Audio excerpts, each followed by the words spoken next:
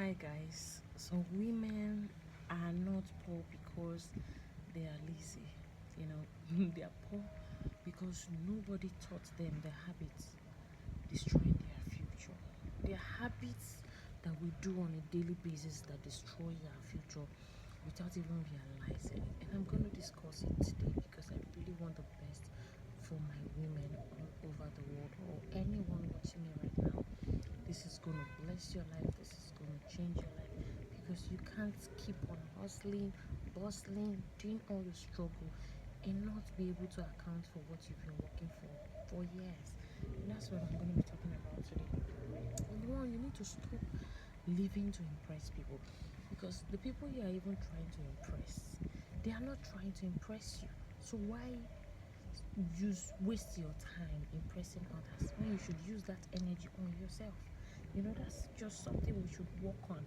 you know and the other second thing other people do that make them look as if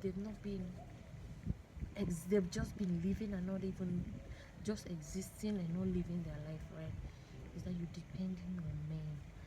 You don't depend on men. You shouldn't depend on a man for anything. As a woman, it is not a bad thing to want a provider husband, want a provider boyfriend, but it is a bad thing to not have your own source of income, to not have something that brings money to you every week, every day, and every month. Those things keep you on an edge.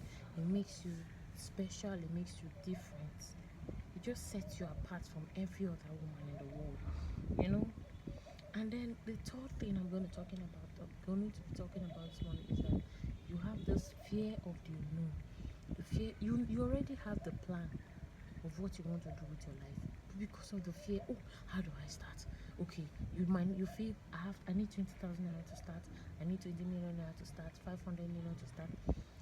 These things go on and on, and before you know it, years keep going, weeks going, months going, and even the people that started small already yielding results, and you are still stuck at the same level you've been. Why? Because you feel there's this special amount of money that needs to enter your hand first before you start implementing the ideas that God has put in your head. No, you need to start anyhow. Most people, all the great people you see today started small. Nobody started big. Even the Dangote we are talking about today, he started with drop shipping. I watched his interview where he was talking about how he started his early days in business, that he would go somewhere else and pick up cement and deliver to his customers. Then he kept any money he made from it, he buys more and stock up his shop so that when people come there will be something to see. But his gains was on where he was going. And look at Dangote today, is the richest man in Africa, if not even at the top list of the richest men in the world. You too can be your own Dangote. You can be the Dangote of your family. But if you don't start anyhow, how are you going to do it? Which year do you want to come out of all this? You just have to start, my dear. Start small. Start with that little change in your account. Start with that little effort that you can put into start. And there are so many businesses that you can even start without even raising a dime or using a dime. You just have to think and work smart. Let your brain work for you instead of gossiping and then talking about others. Start putting that energy back into yourself, and you're gonna see results at the end of the day. And the mistake we keep making again is staying stuck in toxic relationship that drains peace and finances. A lot of women are stuck in relationships that is draining them. If you look at a relationship very well, you know that this person is not adding value to your life, but you are still there. Why? Because you feel, some people say I'm there because of my children. Some people say I'm there because I don't want my children to have different fathers. And people say, I don't want, what will people say? Oh, my mom is going to disown me.